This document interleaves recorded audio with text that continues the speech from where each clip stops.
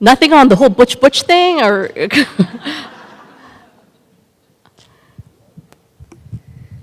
I'm curious about, how difficult it is to work with differences.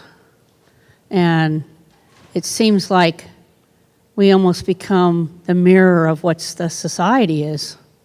And so I'm curious about things you've seen that have helped people. Mm-hmm. And I don't even really quite know what's going on here, which I'm sort of grateful for, but. Sure. You're very lucky. Yeah, I just, but, I just have worked, and it seems like as you get success, often that's when people start turning on each other. Mm-hmm. And I'm just curious, for God knows what differences. I mean, it can be anything. Sure. And so I'm just curious what you've seen and things that have helped. Because I think it would help if people know that, a year down the line, everything's going to try to blow up and I don't know. Anyway.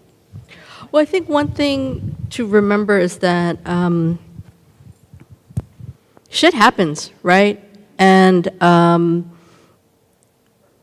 you're not alone in the fact that you're struggling with differences.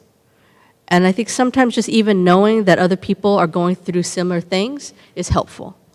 That's kind of an easy thing to say, but it's also,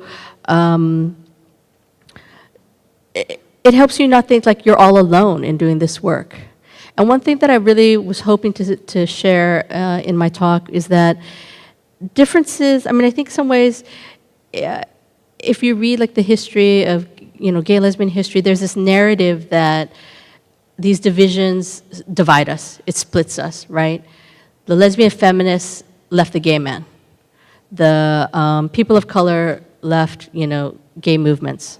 And there's this notion that it's about division. Even talking about the creation of API queer groups, it's like lesbians split off because the men were sexist. And it's not so easy as that. But it's also, it's true, they were sexist, they are racist, there is homophobia. And sometimes you don't want to work in that space. And other times there are ways that you continue to work in that space. And I think what's great is that there are other kinds of spaces.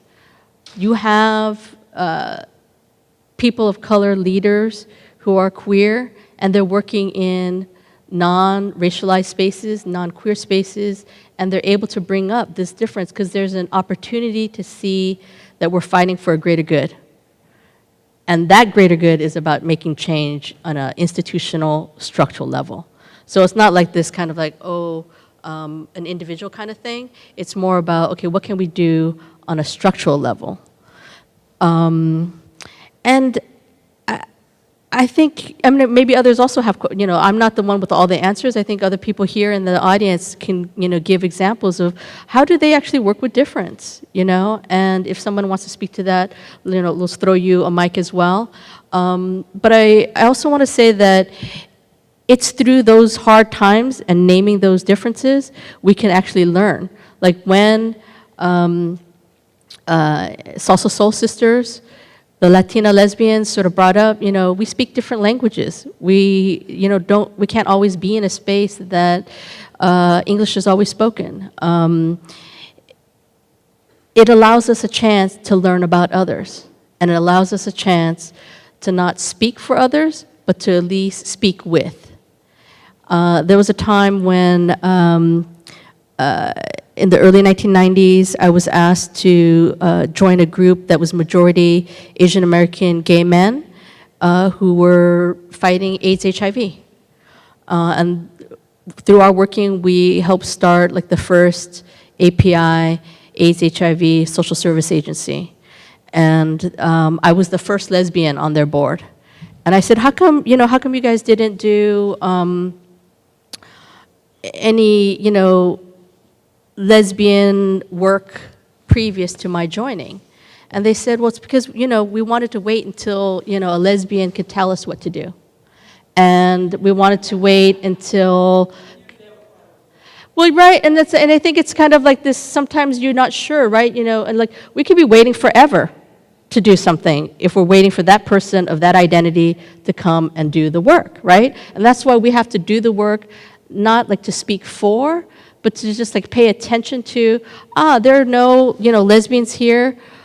Let's remind ourselves that lesbians are affected by the issue that we're working on, right? Or let's remind ourselves that, we're going to be waiting forever. And sometimes because you don't want to like make a mistake. You don't want to like, I'm not trying to speak for lesbians, as you shouldn't. But that doesn't mean you can't sort of not do anything until there's a lesbian there, or till, put in the X of who's there. This is another, I gave a talk in Wisconsin, in Stout, Wisconsin. Percentage of people of color there is 2%. I went there when it was deer hunting season. And I was very scared to see just like, trucks with, shotgun racks and stuff. And the group asked me to come because the LGBTQ group was majority white, and they were having a diversity conference. And the people of color were, they're having fights with the LGBTQ group. And the LGBTQ group, really wanted to have a space for queer people of color. And I'm like, they're going to be waiting for a long time. There's only 2% people of color. It's Stout, So what you need to do, maybe, instead of like waiting for that person to come, is to educate yourself on what are the issues affecting that group, those people, or what can you do to create spaces where you're understanding that. Kids say things to you, and then there's your real response, and then your tempered response. Mm-hmm. As I guess I'm an elder now. I want to and I said something like this earlier, but I want to underscore. I'm digging your socks. Those are so thank gay. you. Oh my God, Thank you. That's so awesome. Okay, I love gay socks. Let me tell you, they're so gay. They're actually called happy socks. Yeah, exactly. Gay. That's what I said. So, but It's all good. So, that's a compliment. That's a compliment about the socks. See, I told you, gay socks. Okay, I'm gonna stay with it. Okay, so I am going to, when I go to conferences, reiterate. First, I want to acknowledge that as elders, younger people say things to us, and we are shocked, appalled, taken aback, insulted, blown away, and what the inside voice is saying, you are such a idiot. How can you have even said that out loud? But once you get done with that, that's your inside voice, and we really need to understand that needs to be your inside voice. You know why? Because if you say it to them, they're going to stop talking to you. They're going to stop inviting you. They're going to stop going, let's have so-and-so at the round table or the panel or the whatever, because they're so stuck in the past and, don't bring the dinosaurs. So I think it's good to have, like a dinosaur corner, and go talk and bitch in the dinosaur corner together, us. I'm speaking about myself too. But when we are doing intergenerational things, people are counting on us not to talk with our inside voices. And so I just want to compliment you on bringing that up and modeling that behavior. And it's not that what we're thinking isn't valid. It's that we need time to screen the delivery of the information, because the chances that we're going to be hurtful because we are feeling the loss, we are feeling we are grieving the loss of some of the concepts, and you were talking about people having the privilege to not label or identify. Well, that's a privilege. It's a privilege. If that's what you want to do, you're doing that on my shoulders. But I don't need to be so, you know what I'm saying? I know that. Most of you who are of a certain age know that you are doing that on someone else's shoulders. I think if we model that behavior, younger folks will start to deal with us respectfully and come to us for mentoring. So I just wanted to say thank you to that. Thank you. And Audrey Lord, There's a question up Okay, here. I'll walk this over. Thank you. Okay, Audre Lorde said, even when you're afraid, do it anyway, right? Yeah. Remember that? Yeah. Thanks, Alice, for coming and acknowledging that, generational means many different things to many different people. I myself was raised a fierce feminist in a majority, matriarchal family. I came out as a lesbian in the late 90s, could not relate to the majority of the lesbian community for many reasons, race, class being two of them. Then came out as trans, and as you can see, maybe you can't see, I've got a pretty big rack for an Asian, so I haven't had top surgery, I don't take hormones. So I've experienced discrimination on many different planes. And my philosophy is kind of like discrimination doesn't really discriminate, if you think about it that way. And Can you say that again? discrimination doesn't really discriminate. I think that all hate is all hate. If you kind of, it's kind of like that divide and conquer thing that you brought up as like ignoring the real enemy that might be capitalism, that might be religion, that might be corporate America, might be lots of things. And that you acknowledge the fact that different generations have different battles.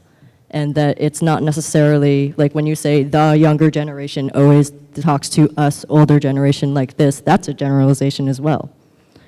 I have friends of all ages, all races, all religions, and I can tell you from my standpoint that I have had more success of actually breaking down those barriers by talking to the people directly and being an example directly for the people who hate me the most.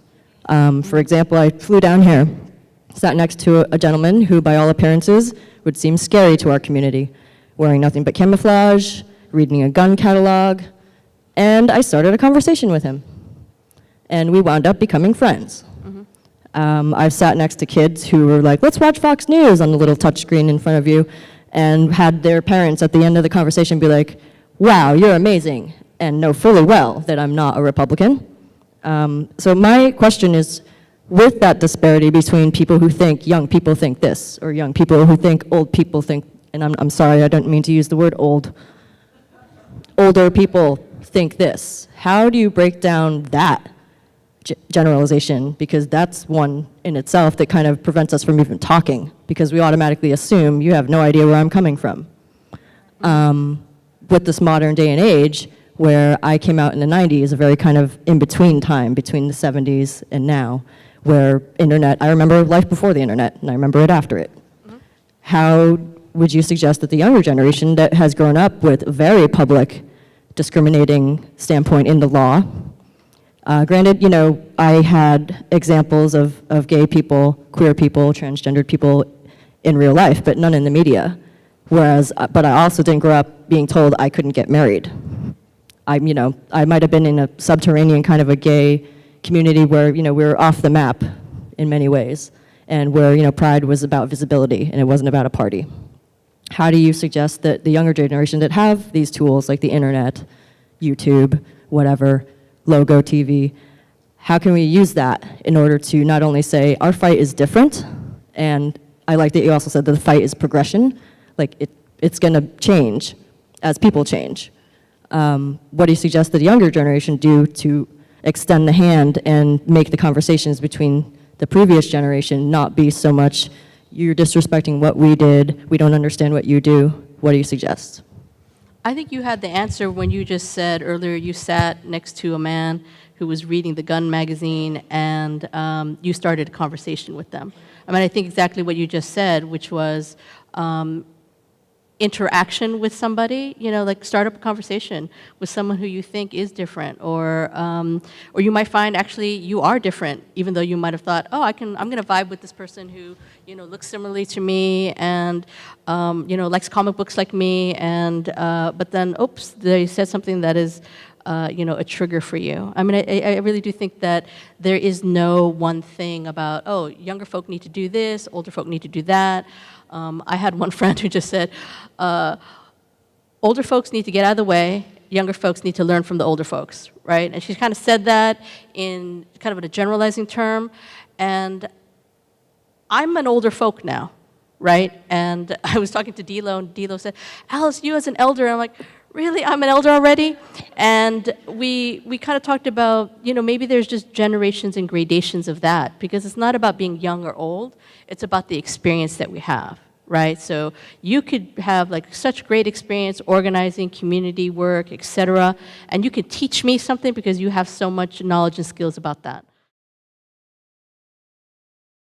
I wanted to kind of help you out also, give you some suggestions, because we're battling that in Atlanta. We're trying to get our younger people. What I've found, and I tell Cole this all the time, and she's my elder. I tell her all the time that, I tell her all the time, our kids are so gay. They so happy to be gay. They happy to be out and gay. They running around gay. They ain't figured out that there's some work to be done. They're not ready to do the work because they so gay. Well, I'm gonna be real. Again, those of you who are in our little speech thing, they're so happy to be sex and to be into sex and the essence of sex. They aren't ready to hear, they're not ready to talk to us yet. But what we found is we have to keep talking. I just keep talking and I keep talking, and I'm gonna reach somebody that's of that younger age group, and it's gonna click, the light bulb's gonna go off, and they're gonna be semi-gay. They're gonna be happy gay, and then they're gonna start to realize that there's shit that they gotta do now. Because I'm gonna soon be one day be an elder with this one, and like I told her, we ain't got but 3 children. I got a son, and she got 2 kids. They can't take care of all of us. We working real hard to make sure they can take care of the elders, but we got to make sure that we be patient with our younger group. Keep talking to them. If they're not talking to you, you go talk to them. And eventually, I think that if I keep saying stuff, in whatever format, if I got to get down to their lingo and figure out what the words are. We learned some words the other week I had never heard of. And but if I feel like if I use those words, maybe it'll click to them. They'll be like, that old fart decided she wanted to be hip. Well, if that's what it takes, then okay. Eventually, they'll come to us and they'll talk to us. Okay? But all I can tell you is if you find a young person, just keep talking. Say, hey, pull your pants up, dude.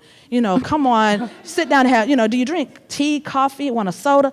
Just take a moment and have that conversation, and I think that eventually our youth will come on board and become awakened to the things they need to do. One thing that I want to, thank you very much.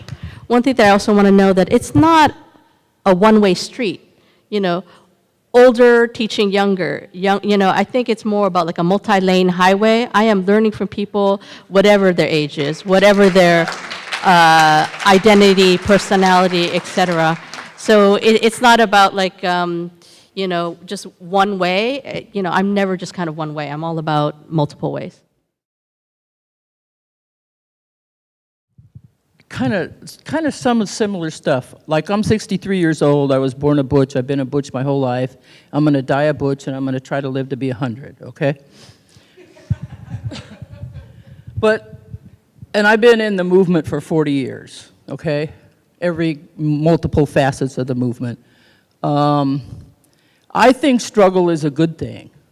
I think we come together, we get sick of each other, we discover differences, we go apart, we figure out, we discuss those, we figure out those. That's kind of how we grow.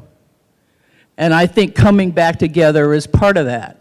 I think that butches need their own space sometimes. I think women of color need their own space sometimes. I think that there's so much oppression in this country that we have to take care of ourselves, and sometimes that means we need to be more protective of ourselves or our communities, and sometimes we don't.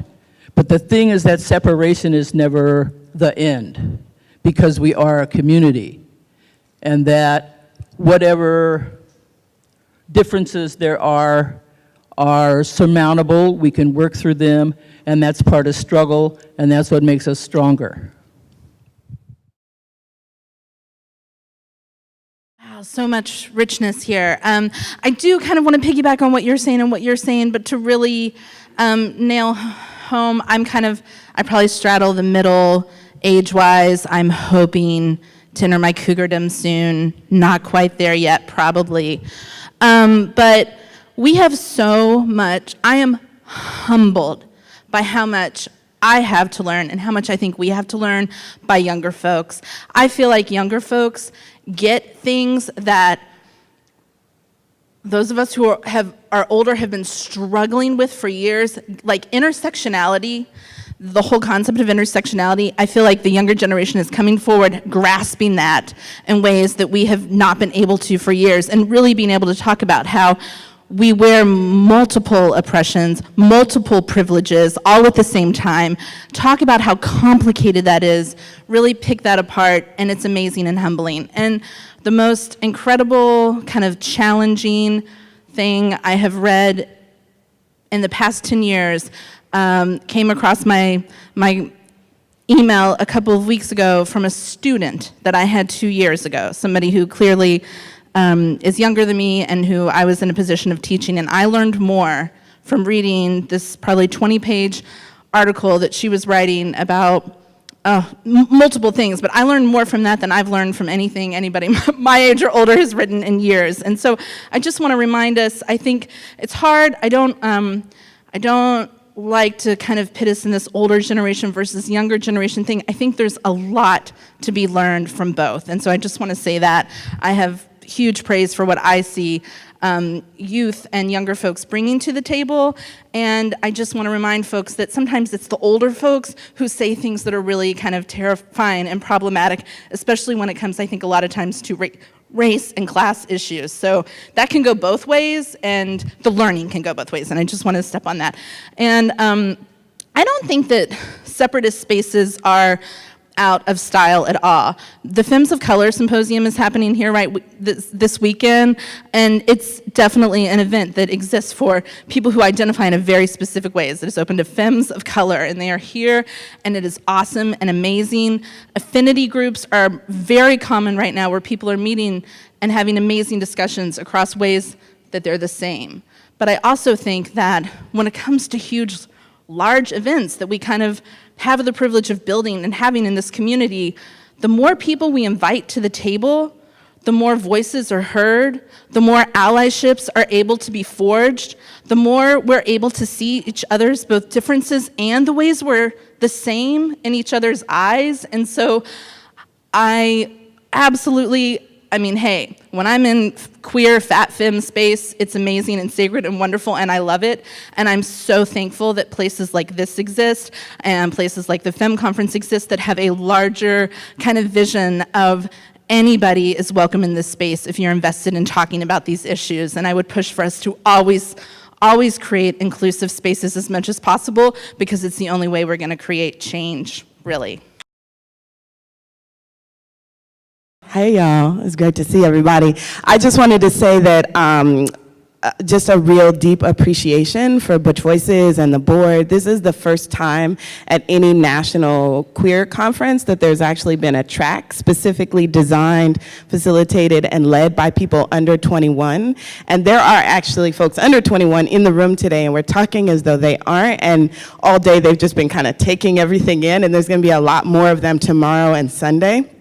And it would be wonderful if you see them, to walk up to them, to say welcome, to just say hi, and for us to like just be an open community, because I think that certainly I can't even imagine what it would have been like to come into this space at 15 when I was trying to figure out who I was, but to know that there was room for me. And I'm just really excited for us as a community to be able to like embrace them and watch them get to connect with each other and to learn from us, and for us to learn from them. Because I agree, I think when you look at young people, they've been living in a more diverse and integrated and complex world from birth than any of us. And so they become adept at it faster because it's all they've ever known. And it's a huge advantage that we have to our community. And we're just super grateful to Butch Voices for making this space possible.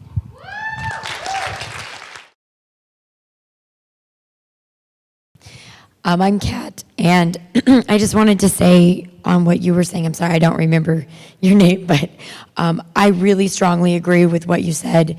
It is a beautiful, necessary thing to have inclusion. We have to come to the conference table together. We have to work out the issues together as a wide community of everyone who is suffering oppressions, whether they be race oppressions or class oppressions or gender oppressions or sexual orientation. It doesn't matter. We're hurting and we need to talk to each other about how to fix it. And generations need to come together and respect everything that everybody brings to the table, because every individual voice is important. And that we need the support of our smaller communities, a more narrow in focus, specific identities, whatever those might be. And that is okay too. It's a beautiful thing. It's a necessary thing. And without it, we are not in our strength. So we can't come to the council table with our strength and our wisdom if we don't draw from our smaller, more closely identified community with a similar experience as they walk through life, whatever that experience might be. So thank you for this space, to Butch Voices for putting it together. I wasn't sure how I was going to feel up in here. There's been a lot of brouhaha happening. Y'all been stirring some shit. It's just truth. But at the same time, this has been powerful. So thank you. And thank you for coming. Your talk was amazing. Thank you very much. I also want to just thank the organizers, too, the organizers of Butch Voices, the volunteers. A big round of applause for them. Thank you very much.